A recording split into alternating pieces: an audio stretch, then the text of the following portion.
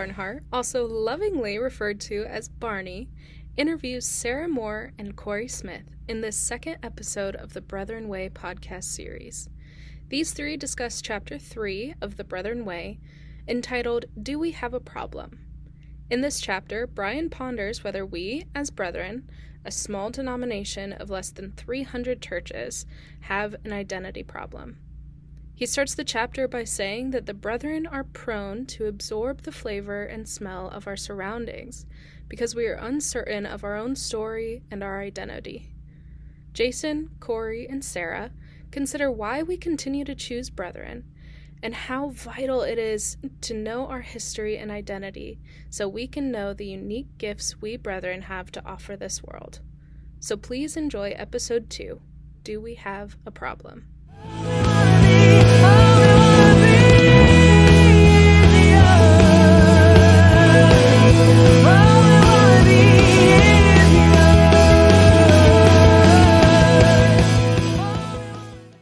Okay, welcome back to a Brethren Way podcast where we go through a version of Brian Moore's book that I edited several years ago. And Brian's quest was to help us rediscover our distinct posture and witness. My esteemed co-host, Stephen Cole, the Holy Father of the Brethren, is not able to be with us today. So, Stephen, wherever you are, we love you. We can't wait for you to return again. But today I'm joined by two dear friends, and I'm just now realizing that all of us are products of the old Southeast District. My goodness gracious. So Cory Smith and Sara Moore, and I'm going to allow you to introduce yourselves. Why the heck do you think that you're here? I always love this, so you can take a guess. And Sara, since Cory and I are such a gentleman, we're going to allow you to go first. Well, thanks, gentlemen. I am Sara Moore. I am the Director of Adult Discipleship and Worship Ministries at St. James Brethren Church in the now Southeast region.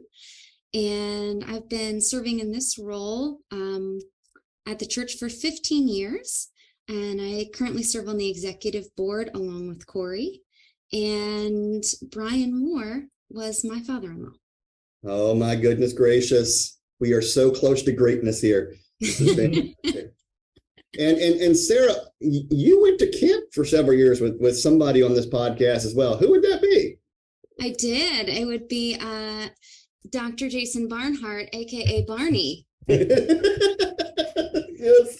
Oh yes, Sara, we have a long history together. History, yes, we do. And I also have a very long history with the other guest as well. So Cory, welcome. Yes. So I'm Cory Smith, lead pastor at Smoky Row Brethren Church in Columbus, Ohio. And yeah, we met at camp, I believe, as well. You were my counselor back in the day. And and then I kept taking jobs from you, taking over whenever you left at Park Street as student pastor, and then followed you also over to the university there for a little bit. Didn't take your job there, but worked with you. And so and we're going to get you a PhD in the future so that you keep on taking jobs. So yes. But also, all three of us have had some history with Brethren Academy as well. Sara's currently running things with Brethren Academy. Jason, you were instrumental in getting things started with that, and I was able to Cory. Help with that as well. I guess I kind of assumed that was maybe one of the reasons for thinking of us together as well. But see, this is the thing.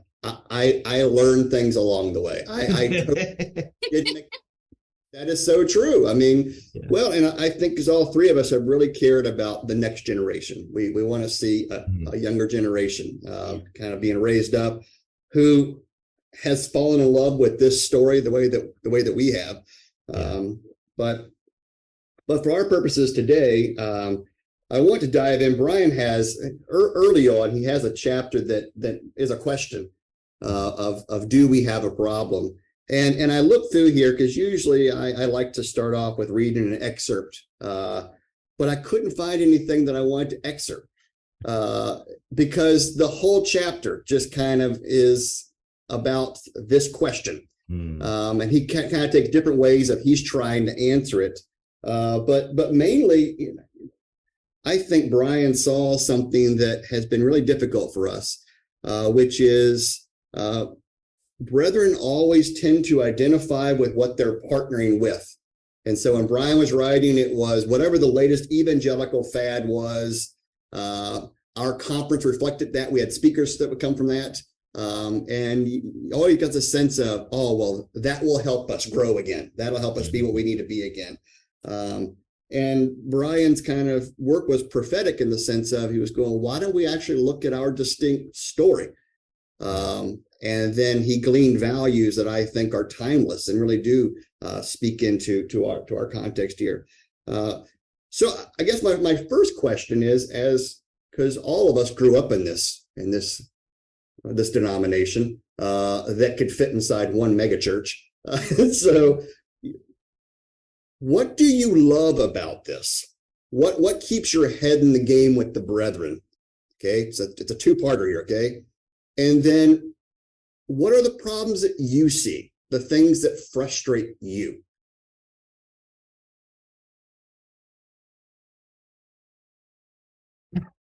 What you can't see, folks, is on the screen, they're both doing hand gestures to allow the other one to be able to go. Let's start with the first part then, Sarah. What do you love about the brethren? Because, I mean, we're all three of us are lifers here. I mean, we watched our peers leave, and yet we stay. Why?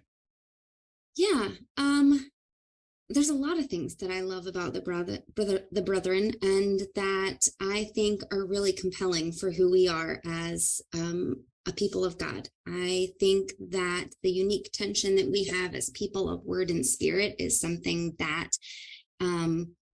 really captures the essence of who we are and who we've called to be from our brethren roots and origins until today. That unique tension of Anabaptism and Pietism really is captivating for me. And the fact that we're relational, that so much of who we are as a people is about the relationships that we have with one another and about our relationship with God. I love that because God himself is in community, and we were created to be in community with one another. I think one of the frustrating things about being brethren is that... Sarah, we're not doing frustrations yet, okay? Oh, sorry. I broke these questions up, so let Cory have a little bit of celebration time. So. Yeah. Go for it, Cory. Yeah, a few answers to the question, I guess. I'll try to keep it short. So, I grew up in Oak Hill, West Virginia, at the church there, and I just had a really positive experience in church life growing up. And I've said this before, particularly thinking about Brethren Academy stuff, that I don't think that any teenager goes to the church that they do because of their deep theological convictions for things, but it's where their parents went or where their friends are. Maybe there's a cute girl or guy that goes there that they want to be around and that kind of stuff. But then they end up in this place and they're formed in specific ways. And I had a really positive experience with our church family. I don't know that I would have been able to articulate why, but just always really appreciated that people are taking their faith seriously, really trying to live out what we are reading in the pages of scriptures, particularly in the Gospels. And just this deep sense of family and community there.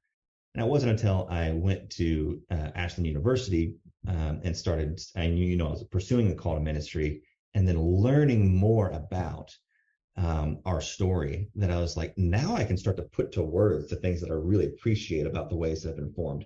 Also find some ways I'm like, man, I wish that we were more like our history, more like things that we've come from. And like, how do we lose these pieces?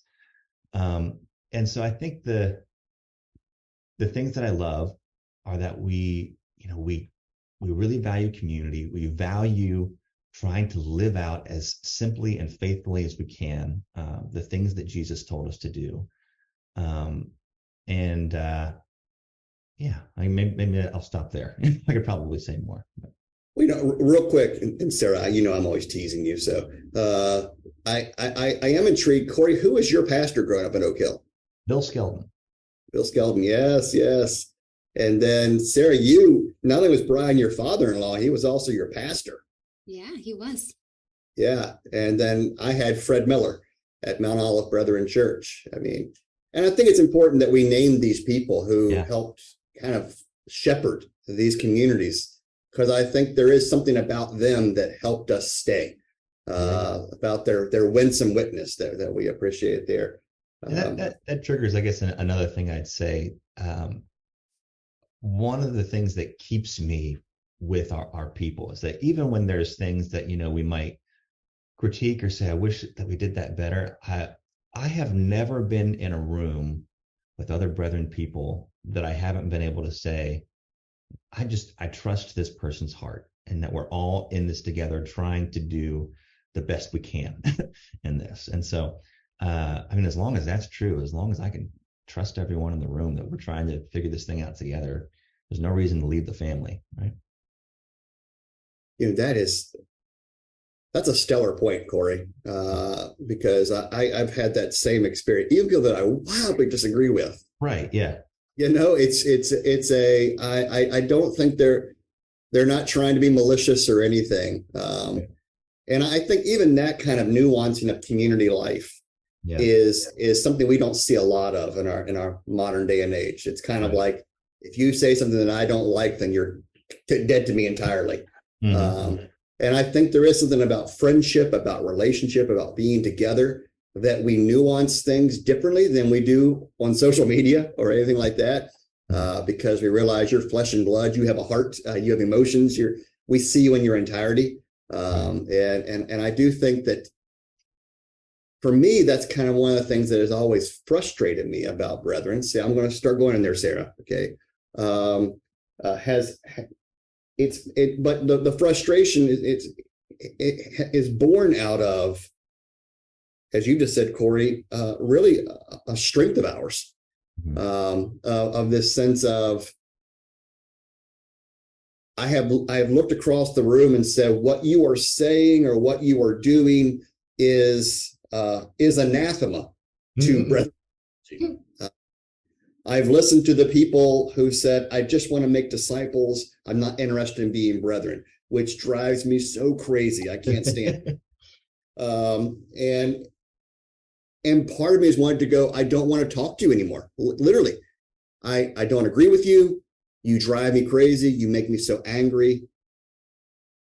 But there's something that will not allow me to. Right. And the only word that I can put to it is, at the end of the day, they are family. Mm-hmm. And I can't write off my family. And so I come back again, and I feel like I need to work out these issues with them. And that's why conference in some ways is so exhausting for us who are wired that way, because you're constantly doing that again and again, like this. So Sara, we've started to dabble into the frustrations. I rudely cut you off. Please forgive me. But I'm interested. You have this kind of, here's why you stay now. Why do you stay amidst these problems? Okay. And what are these problems that you see? Yeah. I kind of jumped the gun there. Sorry. But one of the things that I think bothers me when we talk about our brethren history over time is how much we focus on the things that have divided us from others in our history instead of focusing on the things that unite us. And that also kind of leads to the difficulty in being non-creedal and not having a specific theology that is written once for all time, but really it is our responsibility as a general mandate to really pick up and hold the mantle for what it means to be brethren in our generation, and to usher that on to the next generation, and teaching them and helping with those discussions and giving them breadth and space to discover what it means to be brethren for them in their unique context. I don't know that we always do that the best. No, my gosh, you are channeling your late father-in-law here, because he talks about that in this chapter. We say the New Testament is our creed, but a lot of denominations and traditions say they go back to the New Testament there, and would read it and would come to different conclusions on passages than we would. So Sara, here you are, a woman in ministry, and we have denominations that would go back to the New Testament and they would go, yeah, my reading says you should not be where you are. Mm-hmm. But we read it differently, and Brian calls it bias. I may call it hermeneutic, or a lens through which we see here. I'm with you. I don't think that we're always attentive to the lenses through which we read scripture. Right. We have this sense of, you just open it up and the Bible will tell you automatically what I feel that it says. Well, maybe not. And that's frustrating. And I always get a lot of flack for using the word tradition, but, because tradition is important to me. But when I say that, I'm trying to speak to what you're talking about, Sara. It's just this idea of what are the lenses through which we read the Bible in the very peculiar way that we do. I also want to make disciples, but we make disciples differently than other denominations or traditions do. For example, we don't baptize infants. Okay, that's a key part of discipleship in certain traditions that we don't do. And so we need to figure out why do we do what we do, and why do we not do what we don't do? So, Cory? Yeah, it's an interesting thing because, discipleship involves at some point giving real practical instruction about when there are multiple options of ways that you can do things, this is the way that we do it and what we believe is the most faithful way to follow Jesus in this versus the other options. And if you are not paying attention to what our filters ought to be, to use Ryan's word, then we have to just have this kind of bland, generalized sense of well, you could do it this way, or you're just being intellectually dishonest about what is actually informing the decisions that you make for things. And so, yeah, I guess that's one of my frustrations, is that we have set aside filters sometimes in order to maybe avoid some of the hard conversations that need to be had at times, which is my second frustration. So we've laid aside our filters, and I think a lot of times because we have been so wounded, or we are anxious about the possibility of division or just difficult conversations, they're never fun, right? And we value relationships so much that we don't want to have those difficult conversations with each other. And I always, my wife and I, whenever we do like premarital counseling stuff, we'll always talk about the importance in marriage of fighting with and for each other. There are some certain things that you just have to fight about. They matter. You have to have the difficult conversation, but also you need to fight for the other person as much as you're fighting, about the issue. And I think we do the for the other person part really well. We want to make sure we're maintaining, as Brethren Church, these relationships. And sometimes in order to do that, we just don't fight about things that actually matter. We just let it sit and simmer in the background and know that we kind of have things that are not worked out and just let it sit there. Well, it's interesting you say that, Cory, because sometimes I wonder if we say we value relationships. Sometimes I wonder if what we really value is just keeping the peace. Right. Yeah. And we think that's how we value relationships, is by doing that. And then we're always surprised when relationships appear to be strained. Like, where'd that come from? Yeah. But to your point, Cory, because we never had hard conversations to go, I really disagree with you right now. I still love you. We're still family. And I'm not walking away from you. But if we can't name that, then it just remains there. Well, particularly as it pertains to discipleship stuff and maintaining our distinct identity, if we have very different ideas of what that's going to mean, then that's going to pull us in very different directions. Yeah. You think about like parents with their kids. If it is a decision that's going to affect how we ought to shape our children, how we ought to shape our family culture, and we're on polar opposite ends of a spectrum, then man, that's going to like put a wedge in the family, in the marriage, and it's going to make everything fall apart eventually. Yeah. Well, let's pivot this. I think it's a good place to pivot here, because I want to have a conversation about the filters that Brian talks about. because part of this is naming the filters. And I want to do that in conjunction with our new vision statement. And here you all continue the conversation, a little bit of what were problems you were seeing, and how does this vision statement, A, address those problems, and B, help capture some of the filters that we read the Bible and we do discipleship through, okay? And so for those listening, our new vision statement is: the Brethren Church is led by the Word and Spirit as a family of churches, creating innovative relational spaces for every tribe, language, people, and nation to encounter God's redemptive kingdom. And we'll have that up again. We sent that out, but we'll have that up in the show notes for this as well.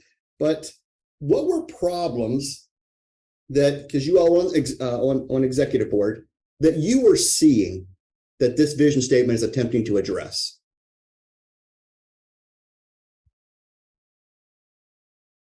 I'm trying to think back to some of the conversations at the beginning of the process too, because this was a long process of having, town hall things, both at, in general. I remember when we started at I think it was the North Carolina General Conference, and being in some of those rooms, hearing people just start to share about their preferred future, for the Brethren Church. And it wasn't always, the conversation wasn't necessarily structured around what problems do you see, but, what do you want to see different in the future, which is a different way of saying, I guess, the same thing.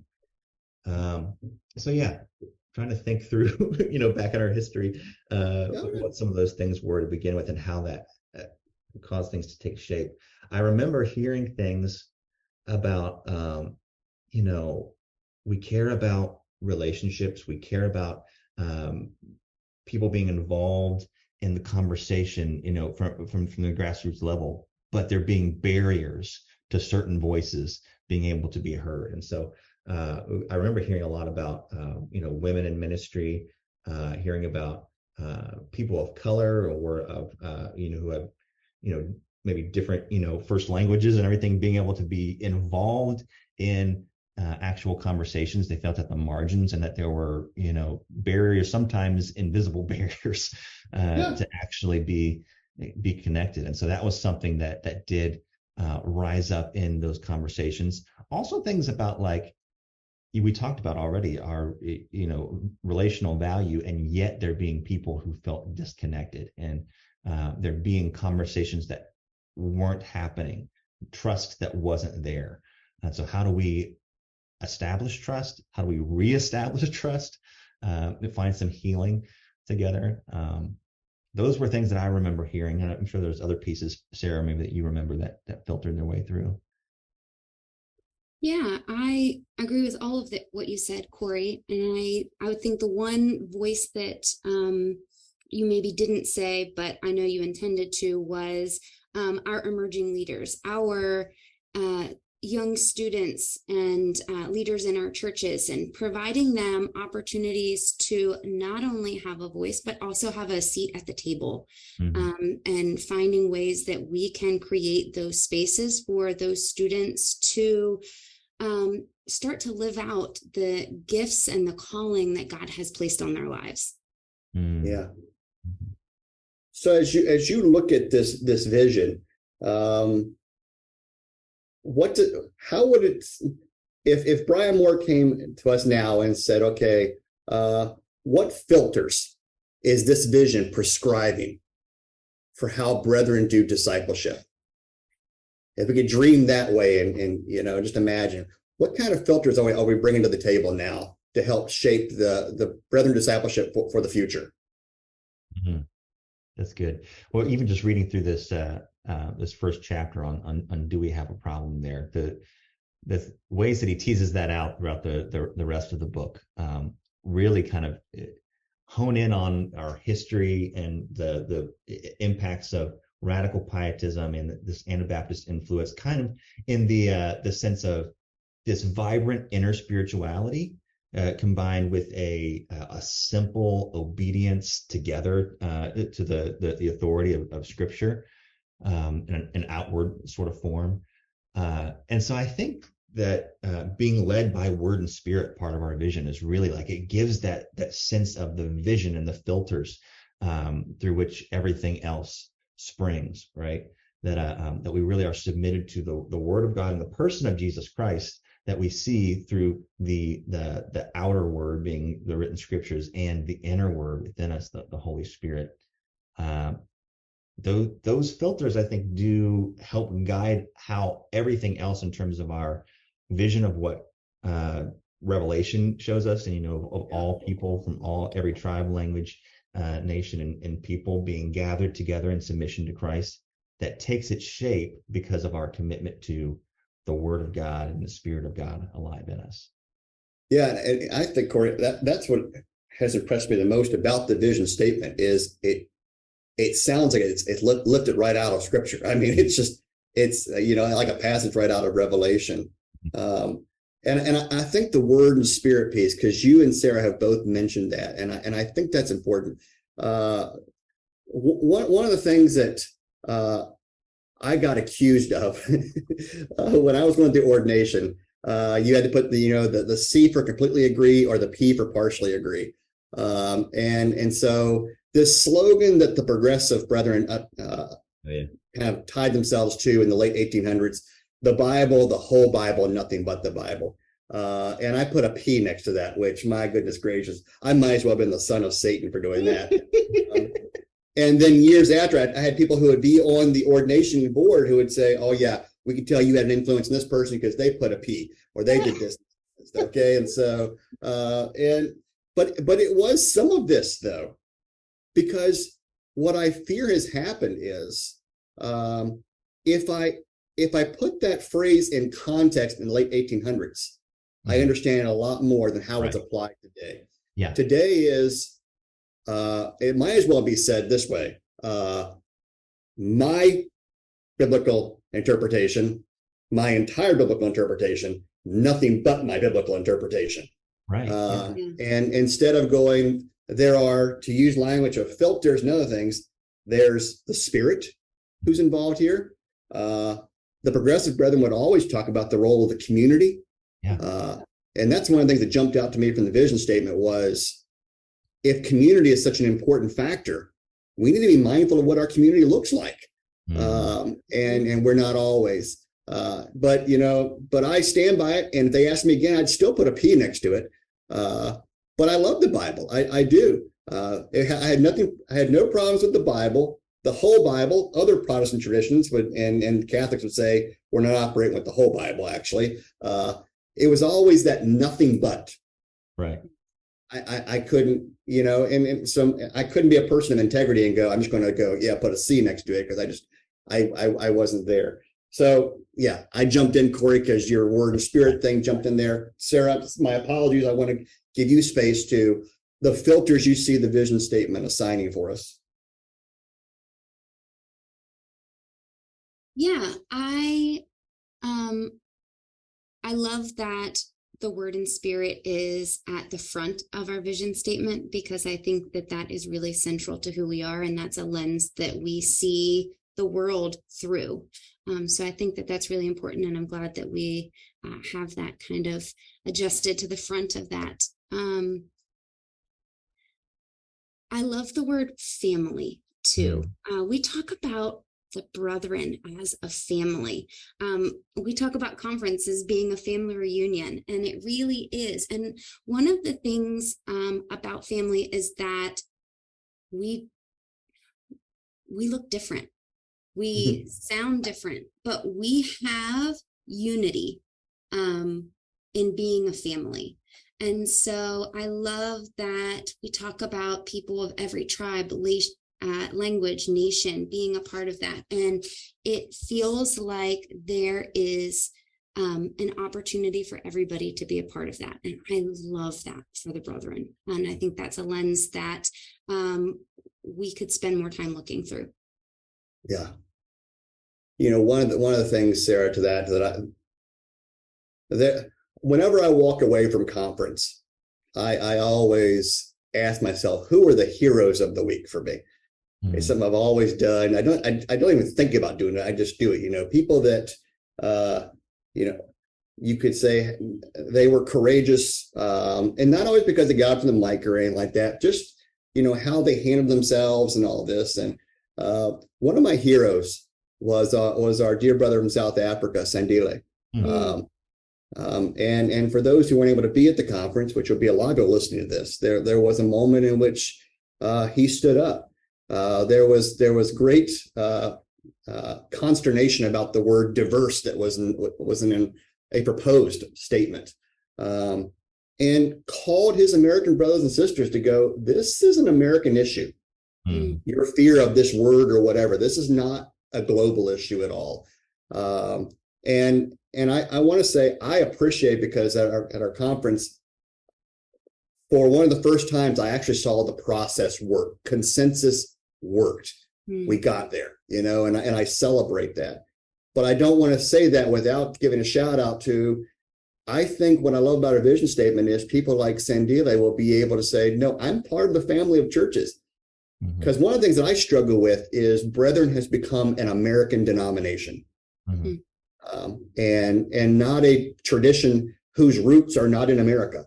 And by the way, is more vibrant globally than it is in the States. And so instead of our partners being people that, we give money to make ourselves feel good, these are, which is, we need a fund. I'm not saying, so I always do these disclaimers because I get all kinds of hate mail, but, I'm not against supporting our partners, but we don't fully support them if they don't have a voice back into our witness. Right. If they can't say, hey, you American brethren, here are blind spots that you have. And so that was one of those moments where I was like, wow, here's a place in which our community is looking more global.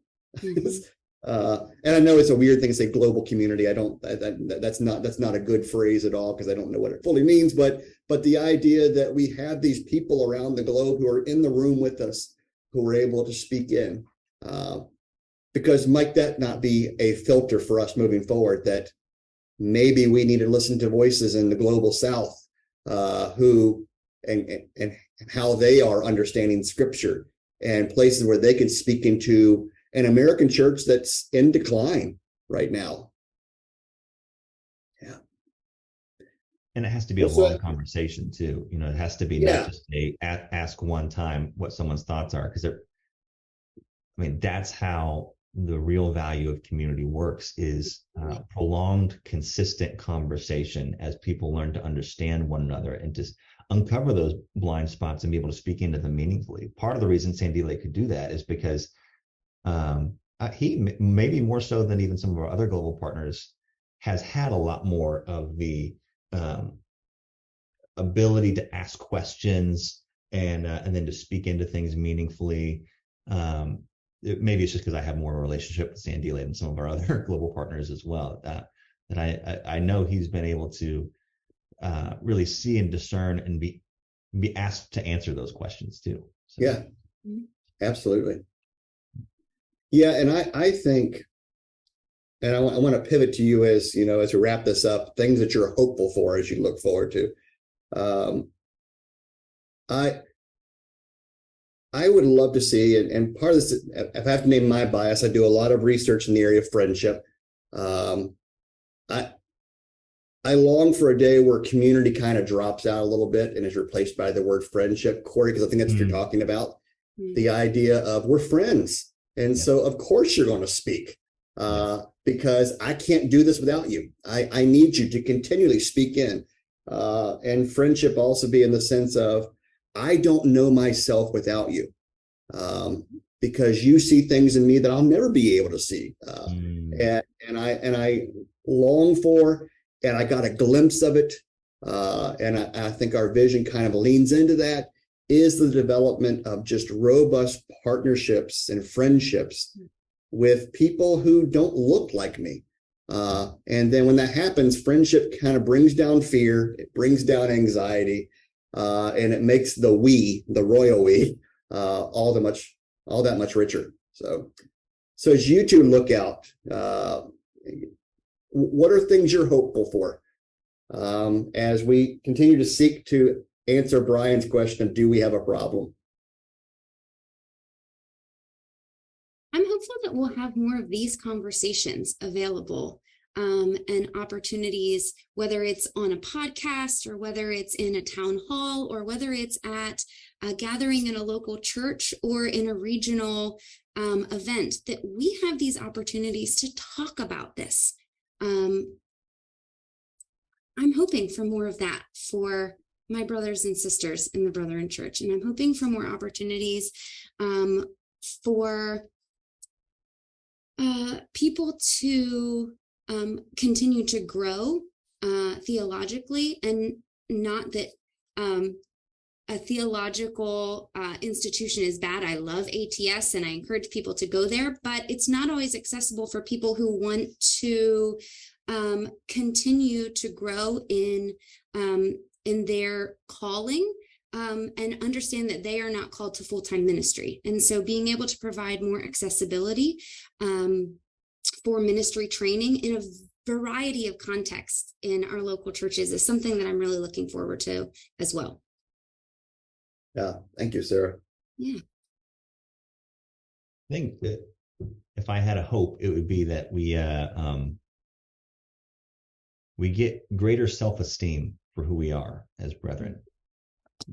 We have more of a pride, and not like the bad kind of pride, that gets you puffed up, but the kind that, we see what God has uniquely given us in our DNA and our place in the world. And we just are glad that we exist and that we're a part of this family.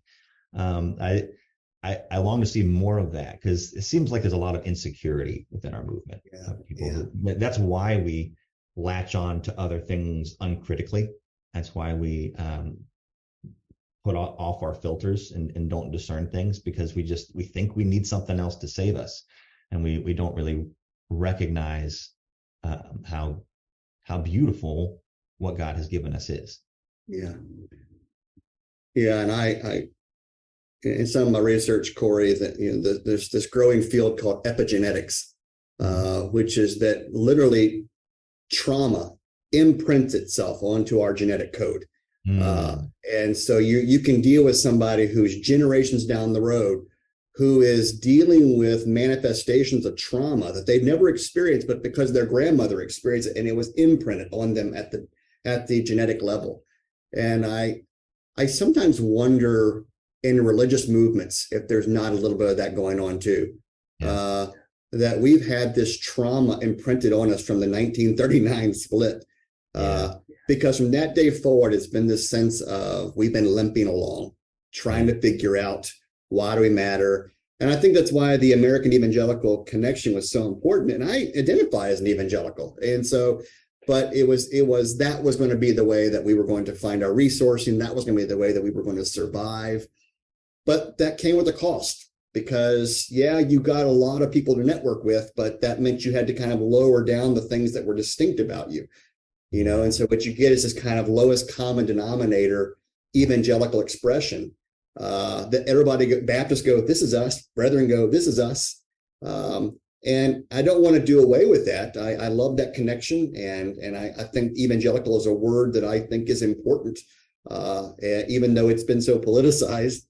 But there's also the sense of how can we, part of dealing with trauma is differentiating, going, that pain is not who we are. Right. That's not me. We were a people who had pain, but the pain is not us. And being able to tell new stories, to see new life. And I wonder, Cory, at times if that's kind of what we need is, we talk about leadership development and all that. Some of it might just be, we just need to help people navigate anxiety, trauma, mental fitness, which are just key factors, and they're popular in the conversation today. But I think they might be very valuable for a movement that I agree sometimes has a false sense of humility, is insecure, is unsure of itself. It only exacerbates confusion when we get in the room at times. Yeah. I mean, that speaks to a huge thing as well, right? That the answer to trauma and to wounding isn't to forget it and to leave it behind, to ignore it. the answer is to find healing in it, to be able to remember in a meaningful way, to heal the things that were wounded, to recover the things that were valuable, and to be able to move forward in some positive way after that. As you were talking, Jason, it reminded me of a conversation with my kids the other day where both Deacon and Annabelle, my older two kids, were saying, when we grow up, we don't want to have the last name Smith anymore. And I was like, what? They're like, it's kind of boring. Well, you're right. Smith is pretty boring. But as we were talking about that, I was like, honestly, guys, I really don't care about you, this name Smith continuing on. But I sure hope the values of our family will continue on with you as you go forward. And that's even speaking through, like, I mean, all families have their own set of trauma and stuff that they go through, right? And there's stuff that I've found healing from over the years. But man, there are things that we just rejected because there was hard stuff, and we didn't find new ways to recover it and move forward with it in meaningful ways. I would be so sad if those values didn't continue on in the family. Yeah. So I think we got to find ways to heal and to recover. That's a really good word. That's a great word to end with, because Cory, I think some of it comes back to what you said earlier of